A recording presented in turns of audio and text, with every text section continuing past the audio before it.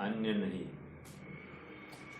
अर्थात संसार में रहना या सांसारिक प्रयोजन की सिद्धि करते रहना ये अपना अहित है। कितनी गंभीर बात है। इतनी बात कहने पर भी, सुनने पर भी इस जीव को तनिक भी विश्वास नहीं हो रहा है कि मुझे मेरे सांसारिक प्रयोजनों से अपने को मुक्त कराना है। अर्थात जितने भी विकल्प है, संकल्प है, उन सब से मुझे निवृत्त होना है। जब तक जीव ये भावना नहीं भाता है कि मुझे निवृत्त होना है, तब तक वो नियम से प्रवृत्त ही होगा। समझ में आ रहा है क्या? और जब तक प्रवृत्ति करता रहेगा सांसारिक विषयों में, तब तक सुखी होने की कल्पना बहुत दूर की कल्पना है। संभावना बहुत कम दिखाई देती है। कहने का प्रयोजन इसलिए है क्योंकि यह दुर्लभ मनुष्य भाव है। मनुष्य भाव की दुर्लभता द्रव्य क्षेत्र काल भाव की अपेक्षा हम समझते हैं कि द्रव्य में कह रहे जितने भी जीव है, जीव राशि में संख्यात तो मनुष्य है, बाकी सब असंख्यात की कैटेगरीज में है। फिर हम क्षेत्र की अपेक्षा भी मनुष्य को देखें तो मात्र 1-2.5 द्वीप में मनुष्य पाए जाएंगे, उसके बाहर मनुष्य ही नहीं है। बाकी लोकालोक में तिर्यंश, देव आदि सब पाए जाएंगे। आलोक नहीं, लोक में। तो कह उनका क्षेत्र बहुत बड़ा है। क्षेत्र अपेक्षा भी दुर्लभता दिखाई दे रही है मनुष्य अवस्था की। काल अपेक्षा भी दुर्लभता है। काल अपेक्षा क्या दुर्लभता है? कह रहे इसकी आयु कितनी है? चुटपुट मैक्सिमम 1 कोटि पूर्व कर्म भूमि का मनुष्य, ज्यादा से ज्यादा 3 पल्य भोग भूमि का मनुष्य। कितनी है? इससे ज्यादा कुछ नहीं है। तो कह रहे कुछ भी आयु नहीं है। तो कह रहे काल अपेक्षा भी बहुत दुर्लभ है ये मनुष्य भाव। और भाव अपेक्षा भी जीव ने ऐसा भाव किया ही नहीं कि वो मनुष्य हो सके, अर्थात कर ही नहीं सकता क्योंकि लिमिटेड सीट्स है। अब इन सब बाधाओं को पार करता हुआ ये जीव इस मनुष्य पर्याय में आया है। और आता है तो क्या? दिन रात उसी शुभाशुभ भावों से अपने प्रोफेशन के प्रति समर्पित, अपने खान पान के लिए समर्पित, अपने बच्चे बीवी के लिए समर्पित, अपने आत्म कल्याण के लिए कोई अवसर ही नहीं है। भूल गया, तू भूल गयो भगवान आखिर मरणो रे। अरे तू ये मरना है, ये मनुष्य भाव छोड़ने वाला है, ये भूल गया भाई तू। और जब तक तुझे इस बात की स्मृति नहीं होती है तुझे करने योग्य कार्य क्या है, तब तक तेरा मनुष्यपना अर्थात ये चलता फिरता शव है। चलता फिरता शव कुंद कुंद स्वामी की भाषा है। मुर्दे के समान तुम जिंदा हो। समझ में आ रहा है? तुम्हारे में और तिर्यंश में कोई भी अंतर हमको दिखाई नहीं देता। कितनी कठोर भाषा है यह आचार्यों की। हमको अगर कोई कहे ढोर कही के, तो हमको गुस्सा, पैरों की आग मस्तिष्क में आ जाए। जबान संभाल के बात करो। अपेक्षा है हमारी, आचार्य देव कह रहे हैं तो सुनना और समझना पड़ेगा। हमारा भी तिर्यंश जैसा जीवन हो तो क्या उपलब्धि है। इसके आगे चलिए। मनुष्य भाव आया, धर्म मार्ग में प्रवृत्ति कर रहा है। धर्म मार्ग में प्रवृत्ति करते करते धर्म थोड़े बहुत 2-5 स्वाध्याय में जाता है, थोड़ी बहुत 6 ढाला आदि ग्रंथों का अभ्यास कर लेता है और 2-5 ग्रंथों का अभ्यास कर लेता है, संतुष्ट हो जाता है। कह रहे नहीं, या फिर इससे आगे थोड़ा सा और बढ़े तो पानी छानता है, रात्रि भोजन त्याग कर लेता है, संतुष्ट हो जाता है। और इसके आगे कुछ क्रिया के नाम पर मौन रखता है, फिर उपवास आदि रखता है, इससे संतुष्ट हो जाता है। लेकिन आचार्य देव कहते हैं भाई सम्यक दर्शन की भी तो दुर्लभता है। मनुष्य भाव प्राप्त करके यदि सम्यक दर्शन नहीं प्राप्त किया तो ये भाव तो चला जाएगा। और फिर से अनंत अनंत काल में इस ऐसा हीरे जैसा मनुष्य भाव तुमको प्राप्त नहीं होगा। इसलिए सर्वप्रथम करने योग्य कार्य अपना आत्म कल्याण है। बाकी लाख द्वंद फंद बाजू को छोड़ दो, रिश्ते नातेदार, शादी ब्याह फंक्शन सब कुछ छोड़ दो, अरे खाना पीना तक छोड़ दो, सोना तक छोड़ दो, अपना आत्म कल्याण कर लो। कर्म का उदय किसी को छोड़ता नहीं है। ऐसा नक्की करके जब अनुकूलता है तभी अपना काम करने में समझदारी है। प्रतिकूलता में काम करने के लिए बहुत पुरुषार्थ लगता है, बहुत आत्मिक बल लगता है, जो कि अभ्यास के बिना संभव नहीं है। आपको पता है सम्यक दर्शन की दुर्लभता में क्या दुर्लभता होगी मनुष्य पर्याय में? कोई बता सकता है? किसी को है आइडिया? अपन ने चर्चा की है एक बार वैसे। देखो मैं बताता हूँ, समझ आएगा। और हाँ बोलिए भैया, बोलिए बोलिए। अरे सम्यक दर्शन की दुर्लभता किसी कोई बता सकता है क्या? क्या है दुर्लभता? व्हाट इज द दुर्लभता इन सम्यक दर्शन?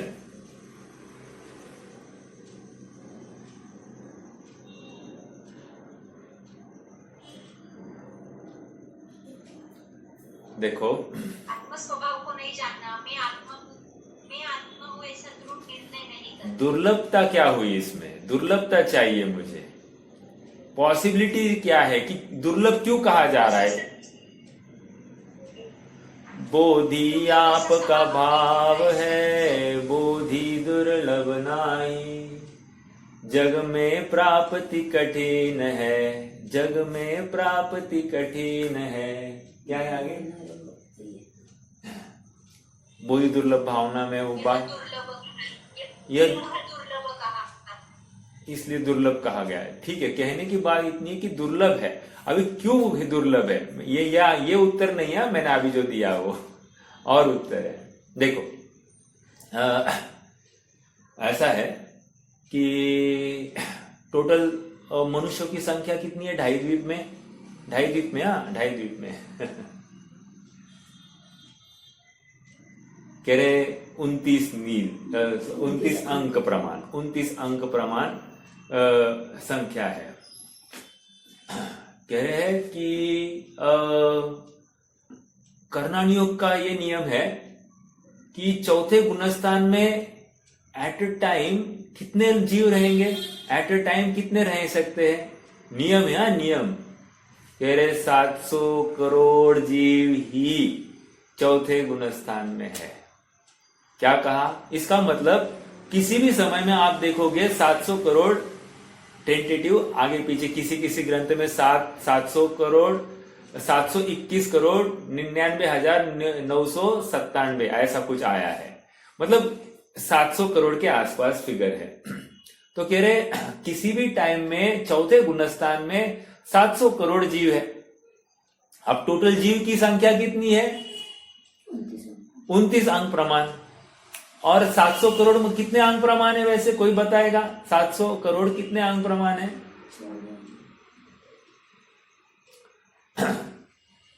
10 अंक प्रमाण है, राइट? तो प्रश्न ये है, हाँ देखो 1 करोड़ 7 अंक प्रमाण है। 1 करोड़ 7 अंक प्रमाण है, तो 700 करोड़ कितने अंक प्रमाण हो गया? 10 अंक प्रमाण हो गया कि 9 अंक प्रमाण हो गया? 9 अंक पकड़ लो, चलो कोई प्रॉब्लम नहीं, 9 अंक प्रमाण हो गया। और 29 अंक प्रमाण तो जीव है, समझ में आ रहा है? अब आप मुझे बताइए पॉसिबिलिटी क्या है? अरे अंक प्रमाण मनुष्य जीव ढाई द्वीप में, ढाई द्वीप में, और 700 करोड़ जीव चौथे गुणस्थान में कहे गए हैं। इसका मतलब क्या है? और एक बताता हूं, 700 करोड़ जरूरी नहीं कि कोई अभी मुझे सम्यक तो हो गया तो मैं सम्यक तो में ही रहूं हमेशा, ऐसा जरूरी नहीं। ये सम्यक तो हो गया फिर गया, मैं फिर से मिथ्या तो मैं आ सकता हूं, दूसरा कोई आएगा, समझ में आ रहा है क्या? तो मेरा सम्यक तो बरकरार रहे ऐसे कोई पॉसिबिलिटी नहीं है, चांस भी नहीं है, कम हीनाधिक हो सकता है। तो कह रहे 29 अंक प्रमाण की अपेक्षा 700 करोड़ जीव सम्यक दृष्टि। इसका मतलब प्रोबेबिलिटी क्या हो गई? कितने जीवों में एक सम्यक दृष्टि? कितने जीवों में एक सम्यक दृष्टि? बोलिए सुनील भैया, है क्या? किधर गए है? हाँ बोलिए फिर। नहीं ऐसा गलत है ना, 30 भागीले 10 नहीं करते, और 29 अंक लिखिए और 10 अंक लिखिए और फिर भाग दीजिए। तो ये 20 अंक प्रमाण, मतलब 20 अंक प्रमाण मनुष्यों में एक सम्यक दृष्टि। समझ में आया? 20 अंक प्रमाण मनुष्यों में एक सम्यक दृष्टि। कितना बड़ा रेशियो है, आप समझ रहे? इससे हम मनुष्यों के मतलब सम्यक दर्शन की दुर्लभता का ज्ञान हो रहा है हमको। It's not easy. आंखें बंद कर ली, जितना अभी लोक में जाओगे ना, यहां वहां सब ध्यान के नाम पर आत्मानुभव के दावे ठोक रहे हैं ना, अब आपका निर्णय हो जाएगा कि कौन सम्यक दृष्टि है। समझ में आ रहा है क्या? 20 अंक प्रमाण मतलब 10 के आगे 20 जीरोस लगाइए, तब आपको इतने सारे जीव होंगे तो एक सम्यक दृष्टि मिलेगा। ये कर्णानियोग की ये आज्ञा है, मतलब कर्णानियोग के ग्रंथ से ये सब बातें है। हाँ, कौंदे कौमुदी माणिकचंद जी कौंदे हुए हैं एक विद्वान, उन्होंने लिखा है ये लेख, और ये सरवार सिद्धिया कोई ग्रंथ के आधार से ही लिखा है उन्होंने। तो समझने योग्य बात है, गंभीर बात है। इसलिए जो सम्यक्तों का दावा कर रहे हैं, लेट अस अंडरस्टैंड वे कितने पानी में है। ठीक है, इसका मतलब कोई सम्यक दृष्टि नहीं हो सकता, मैं ये नहीं कह रहा, लेकिन अपना दावा कितना कपोल कल्पित हो सकता है इसका अनुमान हमको अभी इस चर्चा से करना पड़ेगा। चलो, मैं इतनी बात इसलिए कर रहा था क्योंकि हम सब सुखी होना चाहते हैं और मोक्ष के लिए हम इच्छुक हैं। तो मोक्ष की इच्छा रखने वाले को कितना प्रयास करना पड़ेगा, अब इस चर्चा से समझ में आएगा। और कह रहे हैं कि मोक्ष के लिए केवल ज्ञान की जरूरत है, और केवल ज्ञान कैसे प्राप्त होता है? तो कल हमने देखा कि मोह के क्षय से, ज्ञानावरण, दर्शनावरण और अंतराय के क्षय से केवल ज्ञान की प्राप्ति होती है। सचमुच एक प्रश्न पूछूं, कर्म के नाश के कारण इस जीव को वीतरागता और सर्वज्ञपना प्रकट हुआ है, या जीव ने अपना पुरुषार्थ करके ये सब प्रकट किया है? अपने पुरुषार्थ से कार्य हुआ है। फिर ये जो कथन आता है, ये व्यवहार का कथन है, उपचार का कथन है, निमित्त नैमित्तिक संबंध की अपेक्षा कथन है। समझ में आ रहा है क्या? कहेंगे कर्म का क्षय, समझना है जीव का पुरुषार्थ। समझ में आया? आइए, आज हमको दूसरे सूत्र की तरफ बढ़ना है। मोक्ष शास्त्र ग्रंथ के 10वें अध्याय का दूसरा सूत्र। अब चर्चा करने वाले इस सूत्र में मोक्ष के कारणों की या मोक्ष के हेतु की। अब तक क्या चर्चा हुई? केवल ज्ञान की चर्चा हुई। पहले सूत्र में केवल ज्ञान की चर्चा हुई। क्यों? क्योंकि ये मोक्ष अधिकार है, लेकिन मोक्ष केवल ज्ञान पूर्वक ही होता है। तो केवल ज्ञान कैसे होता है, अर्थात 13वां गुणस्थान कैसे प्रकट होता है, उसकी भी बात आचार्य देव ने रखी। आइए अब दूसरा सूत्र देखते हैं। बहुत इंटरेस्टिंग और जबरदस्त चर्चा होगी, तो थोड़ा सा मनोयोग से बैठिए तो लाभ विशेष होगा। बंध हेत्वा भाव निर्जराभ्याम कृत्स्न कर्म विप्रमोक्षो मोक्षः। देखो फिर से, बंध हेत्वा भाव निर्जराभ्याम कृत्स्न कर्म विप्रमोक्षो मोक्षः। सूत्र का संधि करते हैं। बंध हेतु अभाव निर्जराभ्याम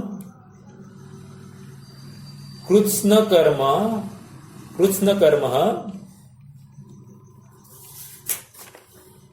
विप्रमोक्षो मोक्षः। ठीक है, शब्दों के अर्थ देखते हैं पहले। बंध हेतु का अभाव, बंध के हेतुओं का अभाव, तथा शब्दों के ऊपर गौर कीजिए। समास करते हैं तो तथा निर्जरा के कारण कृत्स्न कर्म, कृत्स्न का अर्थ होता है समस्त, सभी। ठीक है, सभी कर्मों का विप्रमोक्ष, विशेष रूप से, प्रकृष्ट रूप से खिरा देना, क्षय करना। विप्रमोक्ष मतलब खिरा देना, प्रकृष्ट रूप से, उसको मोक्ष कहते हैं। ओके, मेरा एक प्रश्न है। कोई 8वें अध्याय का जो बंध का कारण है, बंध का हेतु है, मुझे बता सकता है क्या? बंध का हेतु 8वें अध्याय के माध्यम से। 8वें अध्याय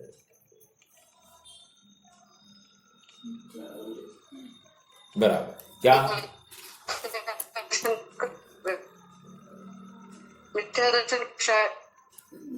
बराबर, मिथ्यात्व, अविरति, प्रमाद, कषाय, योगा, बंध हेतु। समझ में आया? वहां पर भी बंध का हेतु बताया। अब देखो यहां पर इस सूत्र को उस सूत्र के साथ टैली कीजिए, 8वें अध्याय के पहले सूत्र के साथ में। अरे एक मिनट,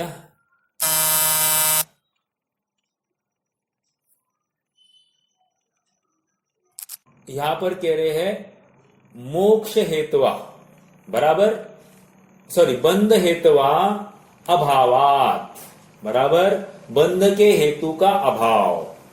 बंध के हेतु का अभाव क्या है? मोक्ष, एक, प्लस निर्जरा के कारण क्या होता है? समस्त कर्मों का अभाव होता है, इसलिए क्या होता है? मोक्ष। अब पहले पद के ऊपर जरा फोकस कीजिए, जरा उपयोग देना, इंटरेस्टिंग बात होगी। क्या कह रहे हैं? बंध के हेतु का अभाव। अभी सोनाली भाभी ने क्या कहा? मिथ्या, अविरति, प्रमाद, कषाय और योग, इनके अभाव से क्या हो गया? मोक्ष होना चाहिए, बराबर। देखो अपन विचार करते हैं, मिथ्यात्व का अभाव कहां होता है? मिथ्यात्व का अभाव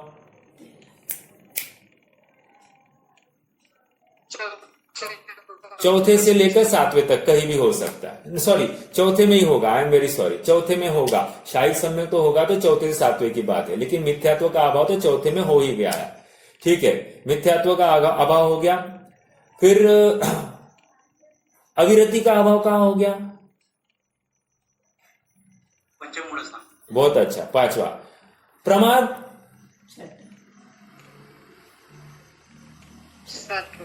6वें में। ठीक है, 6वें का अंत कहो या 7वें में कह दो, कोई प्रॉब्लम नहीं, 7वें का पहले भाग में।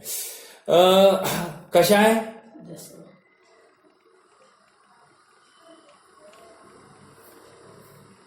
सूक्ष्म सांप्राय 10वें गुणस्थान के एंड में। ठीक है, और योग का अभाव कहां होगा?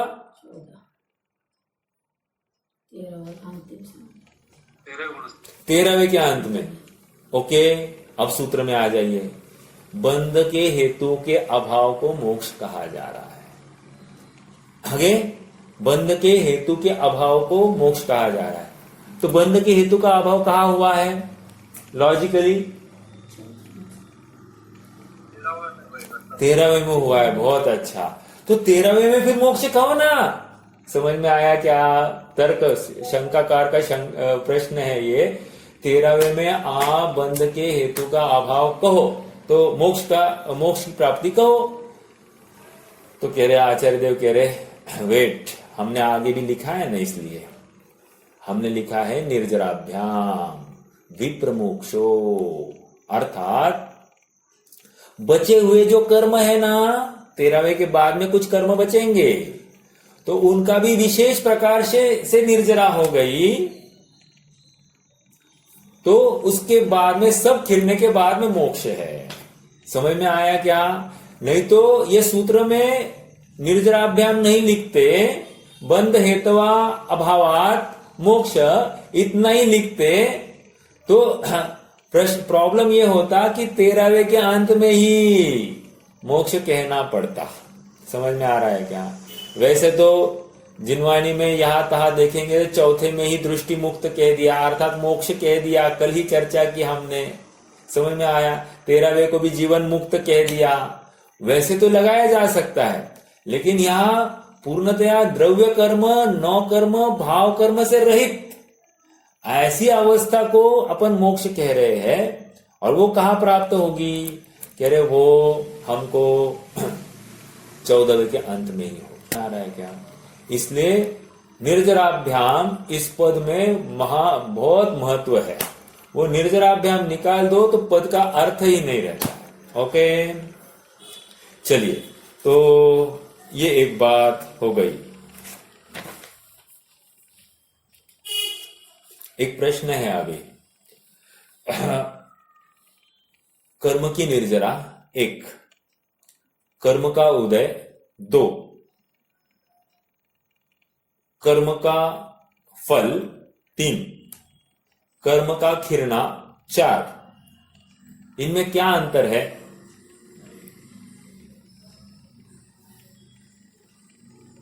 फिर से दोहराओ।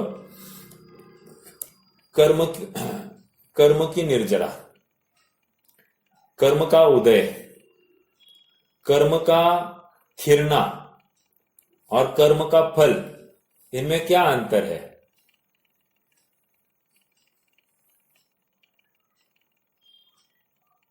क्या लगता है? कोई बताएगा?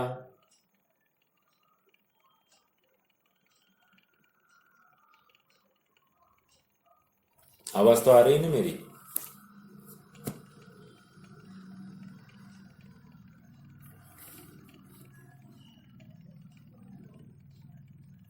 खिरना संवर होगा भैया। खिरना संवर होगा। अच्छा, संवर किसको कहते हैं वैसे?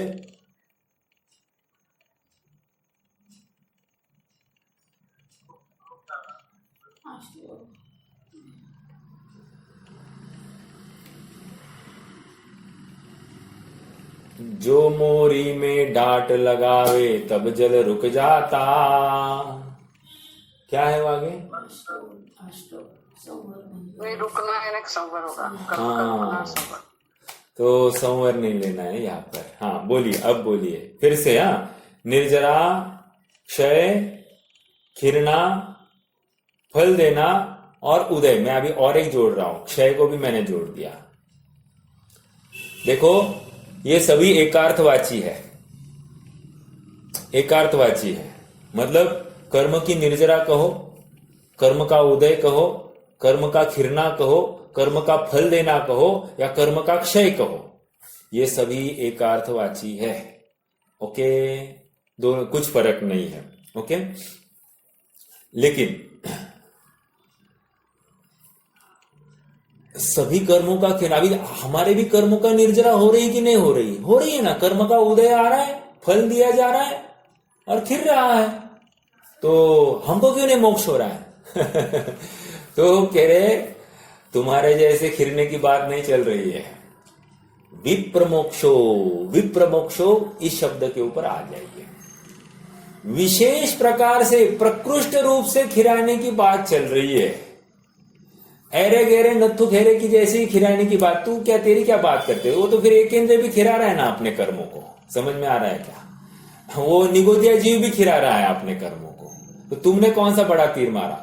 तुम्हारे खिराने की बात नहीं कर रहे। विप्रमोक्षो मतलब इस प्रकार खिरना कि दोबारा नवीन बंध ना हो, ऐसे खिरने को हम निर्जरा कह रहे। इस परिप्रेक्ष्य में विप्रमोक्षो की अपेक्षा बात चल रही। ऐसा हो, क्षय क्यों बोला? क्या कहा? क्षय भी बोला ना, हाँ, उदय क्षय राइट राइट क्षय राइट। तो क्षय होगा तो कर्म उदय में ही नहीं आएगा ना, ऐसे होगा ना, क्षय कैसे ले सकते? कर्म के उदय हुआ इसी का मतलब कर्म का क्षय हुआ, ये कहना है। देखो, अच्छा हाँ हाँ हाँ, मतलब देखो, हाँ, फल दिया, फल दिया मतलब उसी का अभी क्षय हो गया है, ये अर्थ निकल रहा है। ठीक है। तो मैं क्या कह रहा था, विप्रमोक्षो। तो विप्रमोक्ष मतलब क्या? प्रकृष्ट रूप से खिरना। ऑर्डिनरी खिरने को यहां पर मोक्ष का कारण नहीं बताया जा रहा है, प्रकृष्ट रूप से खिरने को यहां पर मोक्ष का कारण, मतलब इस प्रकार खिराना कर्मों को, या इस प्रकार उनकी निर्जरा करना कि दोबारा वे कर्म रूप नहीं होवे। इस जीव का क्या हो रहा है, मान लो कोई वर्गणाओं को खिरा दिया, तो मान लो वो वर्गणा उसने फिर से ग्रहण नहीं की, लेकिन दूसरी वर्गणा ग्रहण कर रहा है ना। तो यहां पर कह रहे हैं कि ये भी नहीं और अन्य भी नहीं, कोई कर्म वर्गणाओं को वो कर्म रूप नहीं करता है। इसको विप्रमोक्षो इस पद के माध्यम से समझा जाना चाहिए। ठीक है, बोलिए।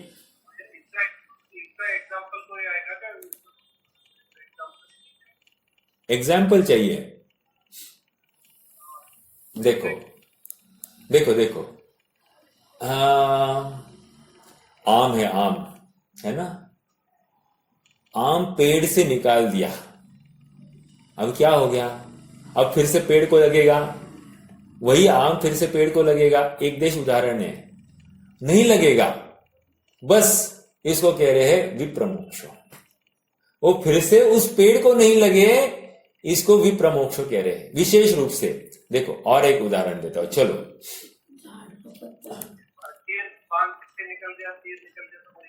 हाँ, तीर निकल गया तो वही एग्जाम्पल हो गया।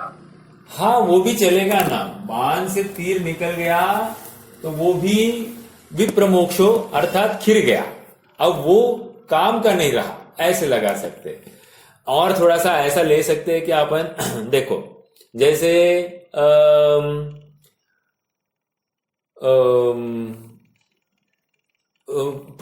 ये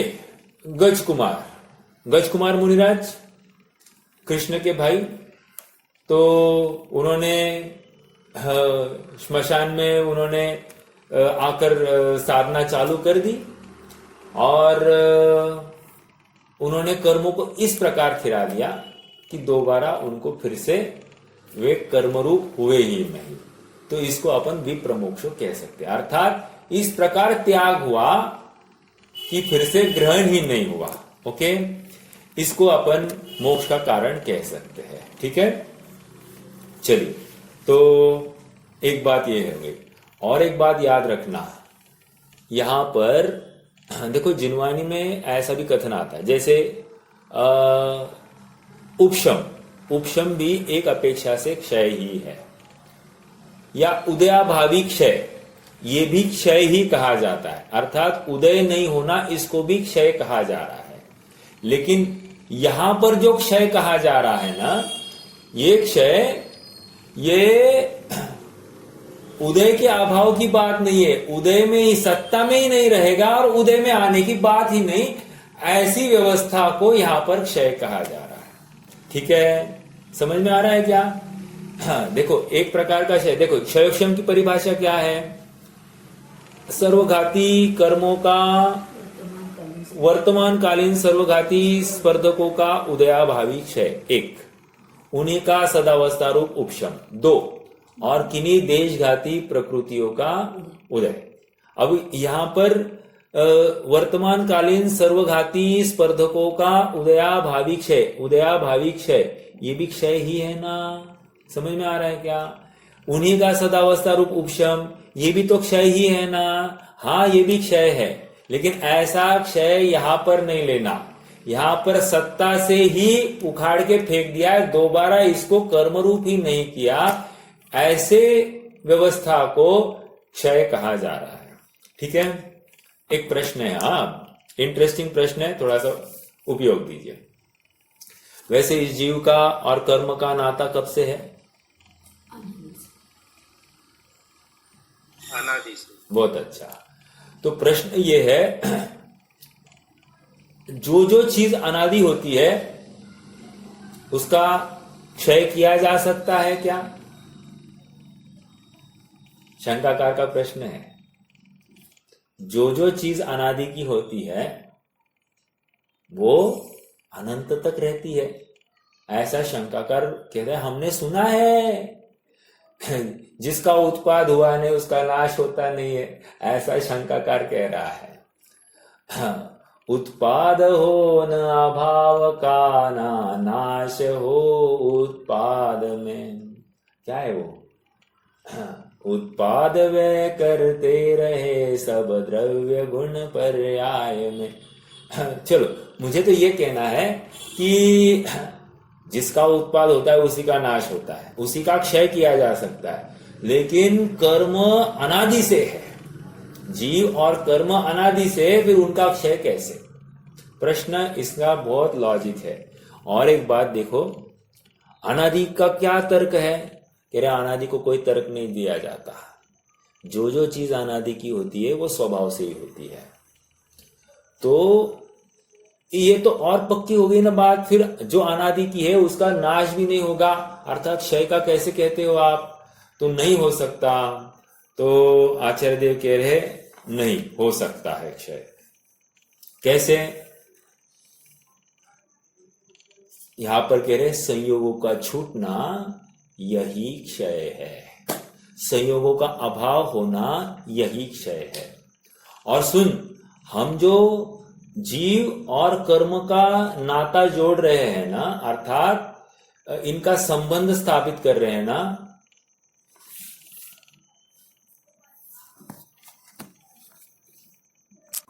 अकर्म रूप होना या कर्म का संयोग टूट जाना, इसको क्षय कहा जा रहा है। ठीक है?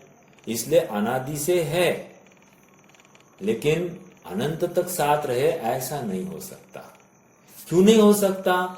एक एग्जाम्पल दे रहा है वो। देखो, ये बीज है, बीज से क्या किया? पेड़ हो गया। पेड़ से फिर क्या आया? फिर से एक बीज आया। फिर से इस बीज से क्या हुआ? पेड़ हुआ। पेड़ से क्या हुआ? बीज। बीज से पेड़। ये परंपरा तो अनादि की है और कब तक चलेगी? अनंत तक चलेगी। इसमें छुट्टी कहा? समझ में आ रहा है क्या? अंडा, मुर्गी, अभी अपन अंडा क्यों, नॉनवेज क्यों बात करें, समझ में आया। लेकिन वो भी तो एक परंपरा है कि नहीं है? तो ये कह रहा है ये अनादि से है, ठीक है, और ये टूटेगी नहीं परंपरा। तो आचार्य देव कह रहे नहीं, टूट सकती है। कैसे? कैसे टूट सकती? देखो, मैं, मेरी परंपरा, मेरे पिताजी, उनकी वजह से मैं, उनकी वजह, वे किसकी वजह से? उनके पिता की वजह से। वे कैसे? उनके पिता, उनके पिता, उनके पिता। तो ये क्रम है कि नहीं है? समझ में आ रहा है क्या? तो ये अनादिपना सिद्ध होगा कि नहीं? जब से जीव मात्र है तब से ये श्रृंखला बैठती ही बैठती है। और मेरे आगे मेरा बेटा, मेरे आगे उसका, उसके आगे उसका बेटा, जो कुछ होगा। कह रहे हैं कि ये श्रृंखला तो कंटिन्यूटी में है, एंड कहाँ है? तो आप क्षय कैसे कह रहे हो? तो आचार्य देव कह रहे हैं हो सकती है। कैसे? दग्ध बीजवत। व्हाट इज दिस दग्ध बीजवत? दग्ध बीज मतलब एक काम करो, अभी अभी तुमने उदाहरण दिया था ना, क्या? बीज से पेड़, पेड़ से बीज, बीज पेड़, बीज से पेड़, पेड़ से बीज, राइट? अब एक काम करो, तुम उस बीज को जला दो। बीज को जला दोगे, श्रृंखला टूट जाएगी। ओके? और इसी श्रृंखला के टूटने को क्षय कहते हैं। समझ में आया? दग्ध बीजवत, ये उदाहरण आप नोट कर दीजिए। ओके। थोड़ा सा मोक्षमार्ग प्रकाशक अगर आपके पास में होगा तो अपने को 2-3 पॉइंट्स पढ़ने हैं, ये इसी बिंदु को लेकर है। चलिए, आइए पेज नंबर 23 पर आ जाइए।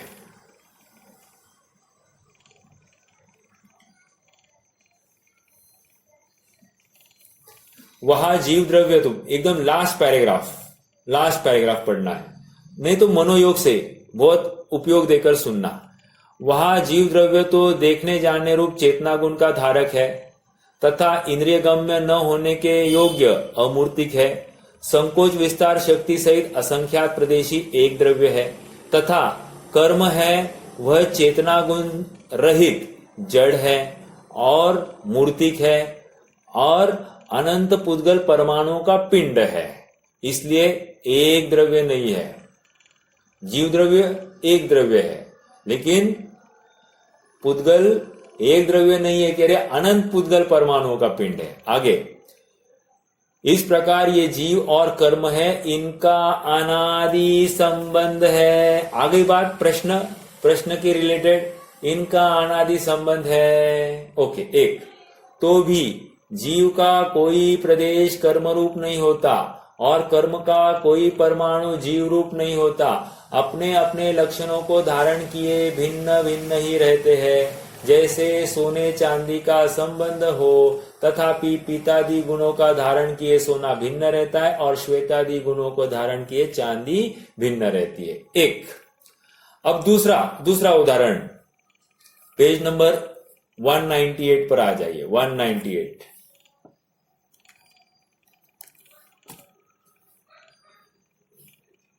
वहां पर पहली लाइन, पेज 198 पर आ गए आप, मैं पढ़ता हूं तब तक। तथा कर्म नो कर्म, आप आपके नोटबुक में पेज 198 लिख दीजिए और फर्स्ट पैराग्राफ। तथा कर्म नो कर्म का संबंध होते हुए आत्मा को निर्बंध मानते हैं, ये निश्चय भाषी का प्रकरण है। सो इनका बंधन प्रत्यक्ष देखा जाता है। अंडरलाइन दिस, इनका बंधन प्रत्यक्ष देखा जाता है। किसका? जीव और आत्मा का, जीव और कर्म का प्रत्यक्ष बंधन है।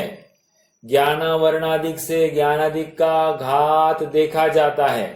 शरीर द्वारा उसके अनुसार अवस्थाएं होती देखी जाती है, फिर भी बंधन कैसे नहीं है? यदि बंधन न हो तो मोक्ष मार्गी इनके नाश का उद्यम किस लिए करे? समझ में आया? यहाँ पर भी बंध के नाश का उद्यम किया जाता है।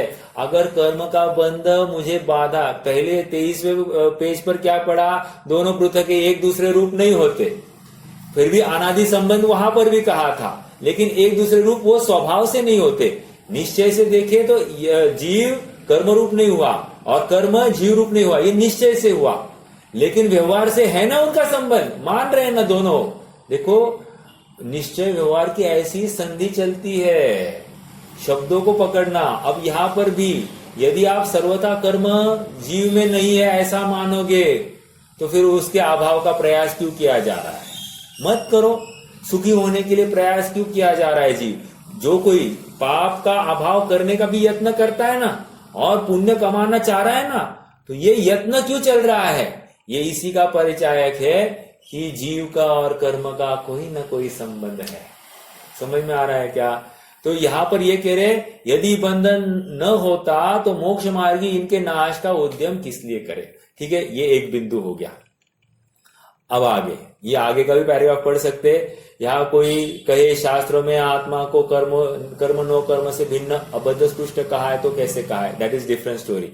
आइए पेज नंबर 254 पर आ जाइए। यहां पर भी थोड़ी सी पढ़नी है अपने को। हाँ, कितना हो जाएगा? हाँ, देखिए लास्ट पैराग्राफ में, लास्ट पैराग्राफ,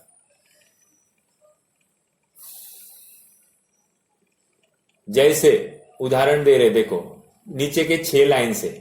जैसे रंक मनुष्य में राजा होने की, रंक मनुष्य में राजा होने की शक्ति पाई जाती है, उसी प्रकार यह शक्ति जानना, यह उभयाभासी का प्रकरण है।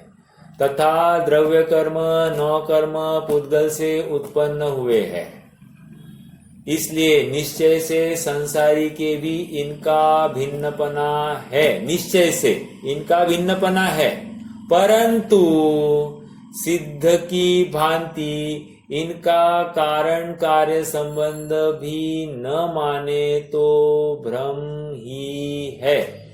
तथा भाव कर्म आत्मा का भाव है, सो निश्चय से आत्मा ही का है, परंतु कर्म के निमित्त से होता है, इसलिए व्यवहार से कर्म का कहा जाता है। तथा सिद्ध की भांति संसारी के भी रागादिक न मानना, उन्हें कर्म ही का मानना, वो भी भ्रम है। कहने की बात इतनी है, यहाँ पर भी जीव का और पुद्गल का अनादि से संबंध है, तो संबंध मानना पड़ेगा, और इस संबंध को का नाश करना, इसी को क्षय कहा जा रहा है। इतनी सी बात मुझे प्रूव करनी थी, मुझे ज्यादा कुछ यहाँ की बात नहीं कहनी थी, समझाना इतना ही था कि बंधन है, इसको मानो। ठीक है, मानना कैसे है कि संयोग रूप बंधन है, तादात्म्य रूप संबंध नहीं है। एक क्षेत्रावकाश संबंध है, लेकिन तादात्म्य संबंध नहीं है। कर्ता कर्म संबंध नहीं है, निमित्त नैमित्तिक संबंध है। समझ में आ रहा है क्या? निमित्त नैमित्तिक संबंध है, कारण कार्य संबंध नहीं है। सॉरी, कर्ता कर्म संबंध नहीं है। कर्ता कर्म संबंध एक द्रव्य में लगता है, निमित्त नैमित्तिक संबंध दो द्रव्यों में लगता है। और यहाँ का जो संबंध है, ये निमित्त नैमित्तिक संबंध की तरफ देखा जा रहा है। और प्रत्यक्ष देखते हैं कि ज्ञानावरण के उदय में जीव को ज्ञान के ऊपर ज्ञान की कमी दिखाई देती है। दर्शनावरण आदि के इसमें दर्शनावरण के तीव्र उदय में जीव को तीव्र निद्रा आदि आती है। इसका मतलब कर्म का संबंध मानना पड़ेगा। समझ में आया? कर्म के ज्ञान के तीव्र उदय में बुद्धि चलती नहीं है, बुद्धि प्रकट नहीं होती, हो रहा है कि नहीं हो रहा है। मोह के तीव्र उदय में महाआसक्त महामोही होता है कि नहीं होता है, प्रत्यक्ष देखा जाता है। इसका मतलब कर्म का संबंध मानना पड़ेगा। लेकिन जिसको आत्मनिर्णय करना है, उसको संबंध होते हुए स्वयं को संबंध से पृथक देखने की कला प्रकट करनी पड़ेगी। इसलिए वो पृथक आत्मा भी मालूम चाहिए, उसके बिना उसके ऊपर दृष्टि नहीं ले जा सकती। ठीक है, तो दोनों बातें या स्याद्वाद से ये बात समझनी पड़ेगी। चलो, महत्व की बातें थी, आगे बढ़ते हैं।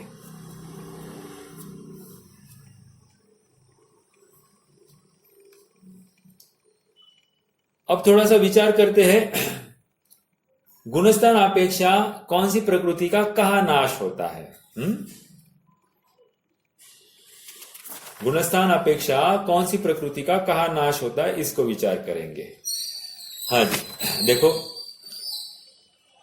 कल वैसे थोड़ी बहुत चर्चा हुई थी, आज फिर से एकदम अच्छे से करते हैं। देखो, अभी हमको मोक्ष की प्राप्ति करनी, कल हमने 63 प्रकृतियों का अभाव किया था, आज हमको 148 का अभाव करना है। तो हमको कौन से गुणस्थान में कौन सी प्रकृति का नाश दिखाई देगा, हमको वो समझना है। देखो, अब सबसे पहले कौन जाएगा? सबसे पहले दर्शन मोह जाएगा। समझ में आ रहा है क्या? अर्थात मिथ्यात्व राजा है, राजा। ये मिथ्यात्व गया, अनंत संसार चुल्लू भर रह गया, अनंत संसार चुल्लू भर रह गया। इतना घट गया है इस जीव का संसार। इसलिए जहां तहां आध्यात्मिक ग्रंथों में एक मिथ्यात्व के नाश को ही मोक्ष कह दिया जाता है। समझ में आ रहा है क्या? एक मिथ्यात्व के अभाव में जीव को बंध ही नहीं माना जाता है। ये जो चर्चा होती है, ये मिथ्यात्व की महिमा मंडन है। समझ में आ रहा है क्या?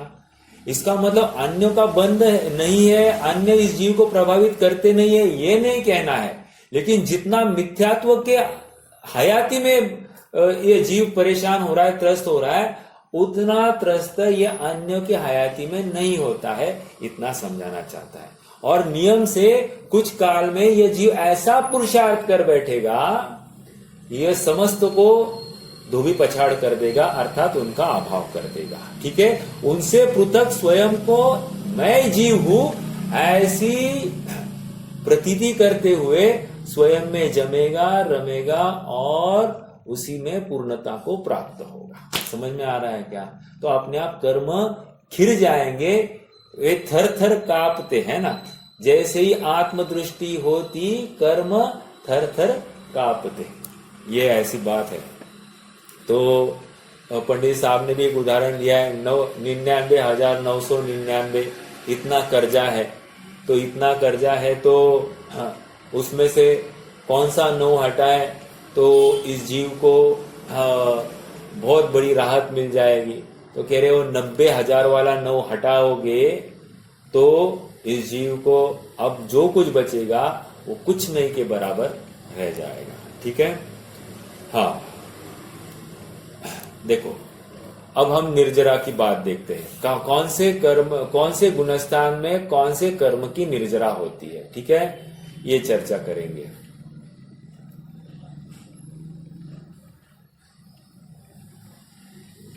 देखो, हाँ जी, चौथे से सातवें में 7 प्रकृतियों की निर्जरा कहीं भी हो सकती है, अर्थात शायिक सम्यक तो हो गया। समझ में आया क्या? शायिक सम्यक तो हो गया। हाँ, देखो हमको अगर भाव भी लिखने तो भाव आगे लिखते, चलो अभी तो इतना तो लिखिए। शायिक सम्यक तो यहां पर हो सकता है चौथे से सातवें में कहीं भी। क्या हो गया? कितनी प्रकृतियों का नाश हो गया? 7 प्रकृतियों का नाश हो गया। कौन सी? दर्शन मोह संबंधी 3, सम्यक तो प्रकृति, सम्यक मिथ्यात्व प्रकृति और मिथ्यात्व प्रकृति। कह रहे इन 3 का अभाव हो गया, प्लस अनंतानुबंधी चतुष्क का अभाव। इन 7 प्रकृतियों का अभाव चौथे से सातवें में कहीं भी देखा जा सकता है। ठीक है, अब आगे आ जाइए 8वें में। मैंने कल कहा था 8वें में किसका अभाव? 8वें में मैंने कहा था 16 प्रकृतियों का अभाव होता है, वो वहां पर नहीं होता है, वो प्लीज करेक्ट कीजिए। 8वें में अभाव नहीं होता, सभी 90 में होता है। 90 में 36 प्रकृतियों का अभाव होने वाला है। क्या कौन सी 36 है देखते हैं यहाँ पर। देखो 90 के 9 भाग करने, कितने भाग करेंगे? 9 भाग करेंगे। पहले भाग में दर्शनावरण की 3 और नाम कर्म की 13 प्रकृतियों का अभाव होगा। कितने? दर्शनावरण की 3 और नाम कर्म की 13 प्रकृतियों का अभाव होगा। दर्शनावरण की कौन सी 3 होगी? एक निद्रा निद्रा, प्रचला प्रचला और स्थान वृद्धि, ये 3। और क्या है? 13 नाम कर्म की प्रकृतियां कौन सी? नरक गति, नरक गत्यानुपूर्वी, तिर्यंज गति, तिर्यंज गत्यानुपूर्वी, 4 हो गई। 1 इंद्रिय, 2 इंद्रिय, 3 इंद्रिय, 4 इंद्रिय, ये 4 जाति हो गई। इन सब प्रकृतियों का सत्ता से अभाव हो जाएगा। ठीक है, कितने हो गए? 4 और 4 8, नाम कर्म की 8 गई। और कौन गया? सूक्ष्म, साधारण, स्थावर, आतप, उद्योत। इन सब प्रकृतियों का नाश 90वें गुणस्थान के प्रथम भाग में हो जाएगा। 3 दर्शनावरण की और 13 नाम कर्म की प्रकृतियां।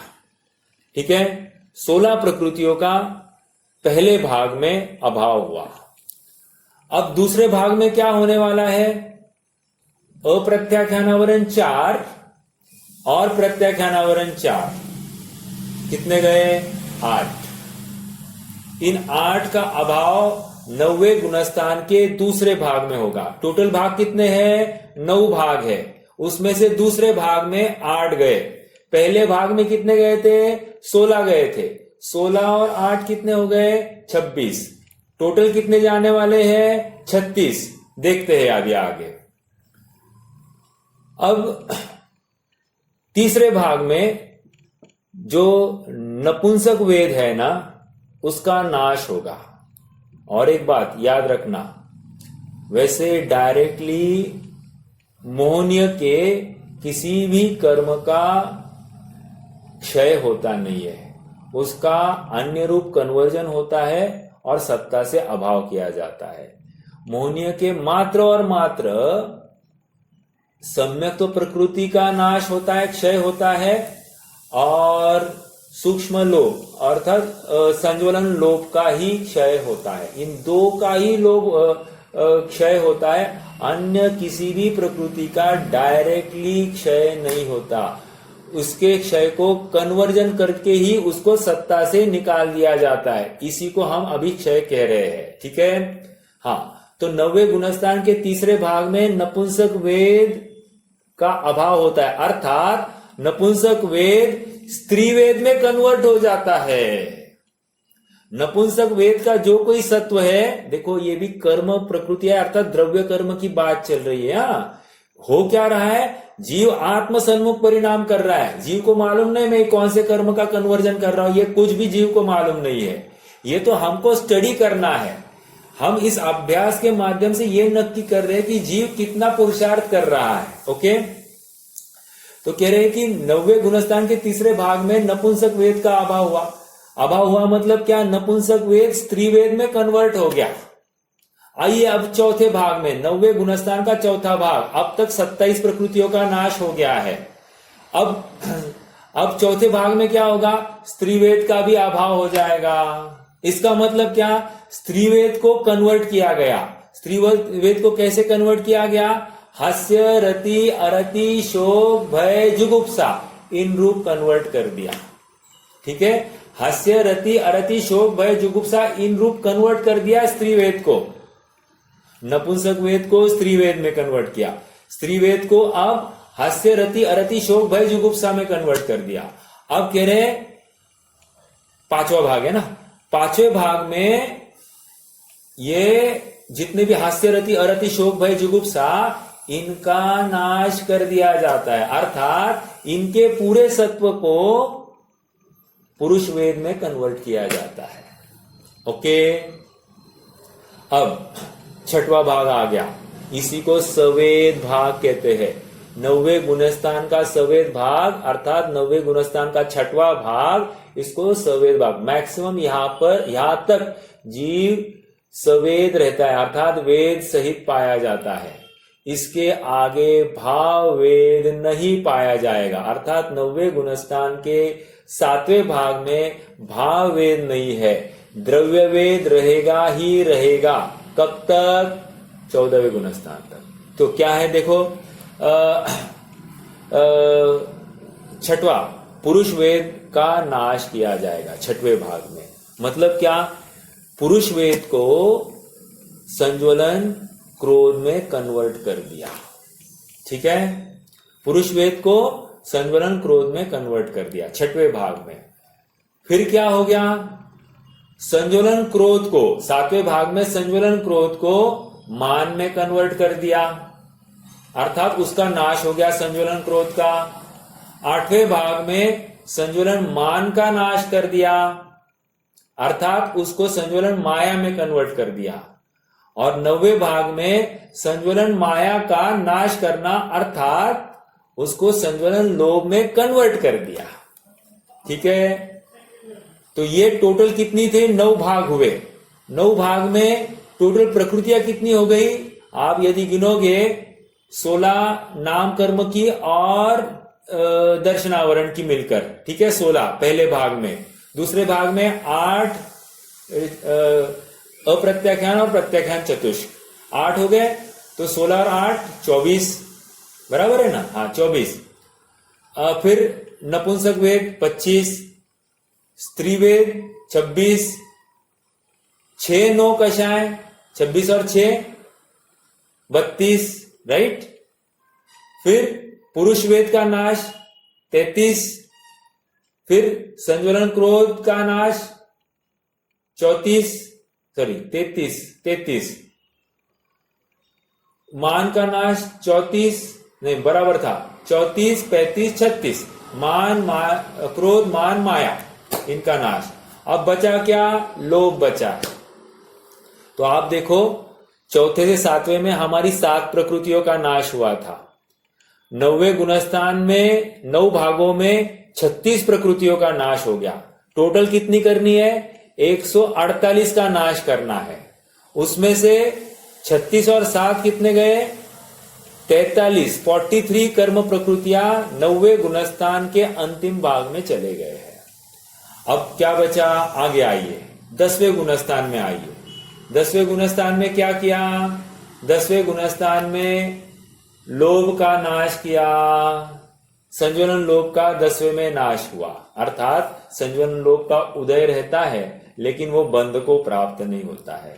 ठीक है, सूक्ष्म लोभ है वो बंध को लाभ प्राप्त नहीं होता है। क्यों नहीं होता है वहां पर बंध, लोभ का उदय लेकिन बंध क्यों नहीं है वहां पर, क्योंकि वो सूक्ष्म लोभ है, उसमें ताकत नहीं है।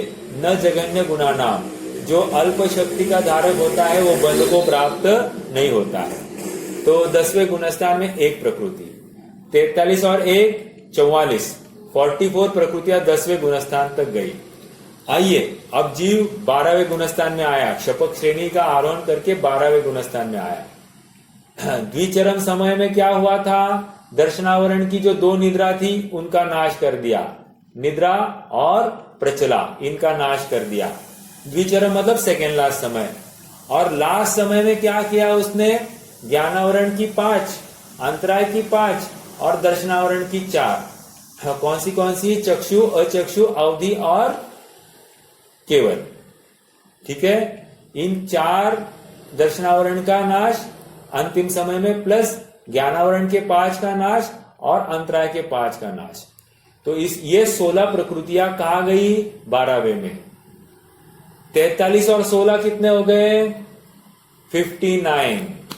12वें के अंत में 59 प्रकृतियों का अभाव हुआ है। कुछ तो गड़बड़ है क्या। 36 और 7 43, 43 और 1 44, 44 और 16 60 है। प्रश्न है मेरा, अपन ने कल तो चर्चा की थी 63 प्रकृति नाश और यहां पर 60 ही गए हैं, ये क्या प्रॉब्लम है। तो कह रहे हैं देखो बस अभी यहां यही तक चर्चा करेंगे, बाकी चर्चा कल करेंगे। देखो यहां पर क्या कह रहे हैं, 2 प्रकार के कर्मों का अभाव होता है, 2 प्रकार से कर्मों का अभाव किया जाता है। एक होता है यत्न साध्य और एक होता है अयत्न साध्य। तो कह रहे हैं जो अंतिम शरीर वाला है, तद्भव मोक्षगामी जीव है, उसके सत्ता में नरक आयु, देव आयु और तिर्यंच आयु रहते ही नहीं है, सत्ता में ही नहीं है। तो इनको नाश करने का कोई कारण ही नहीं, इसलिए अयत्न साध्य नाश हो गया। समझ में आया क्या, अयत्न साध्य, यत्न ही नहीं करना पड़ा उनके नाश के लिए। ठीक है, तो इसलिए ये 3 ऐड कर दीजिए, तो कितने हो गए, 63 हो गए। तो इस प्रकार 12वें गुणस्थान के अंत में कहो, 13वें गुणस्थान के स्टार्टिंग में यहां पर 63 प्रकृति के नाश पूर्वक यहां पर जीव अरहंता अवस्था को आया है। ठीक है, 1 मिनट में अब खत्म कर लेते हैं। यत्न साध्य अयत्न साध्य समझ में आया। यत्न साध्य आयु की जो 3 प्रकृतियां है ना, उनके नाश करने की जरूरत ही नहीं कि वो सत्ता में ही नहीं है। ओके, इसलिए अयत्न साध्य कहा। बाकी 145 कर्म प्रकृतियां, 3 आयु को छोड़कर 145 कर्म प्रकृतियों का यत्न के साथ में अभाव किया जाएगा, नाश किया जाएगा। ओके, आइए अब 14वें गुणस्थान में आ जाइए।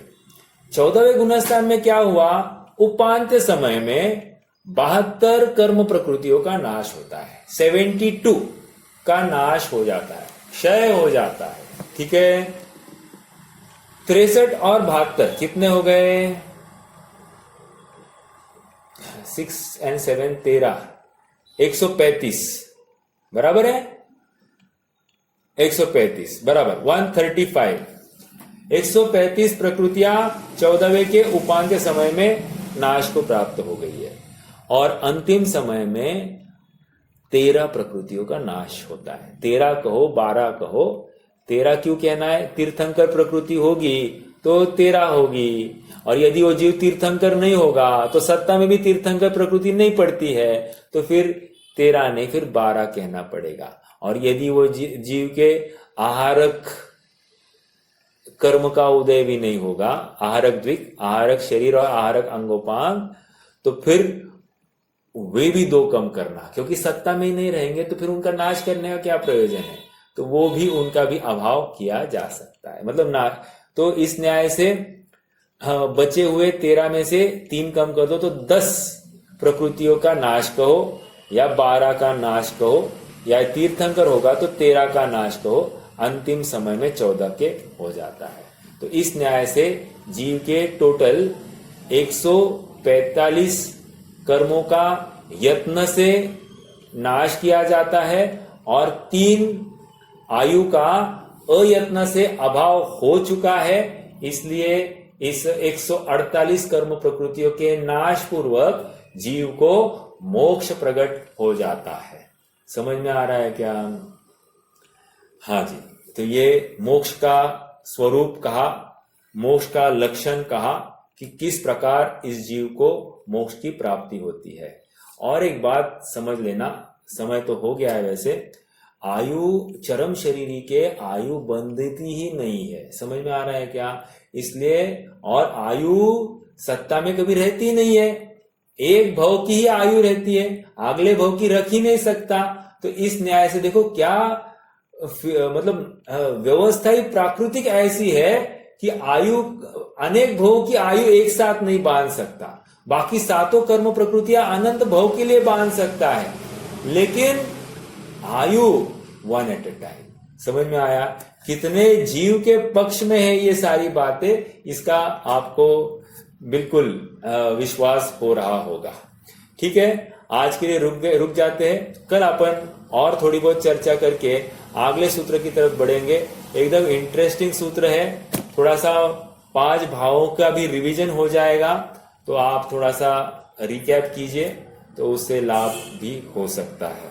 ठीक है, आज के संबंध में कोई प्रश्न होगा तो रख सकते हैं, नहीं तो फिर जिनवानी स्तुति करेंगे।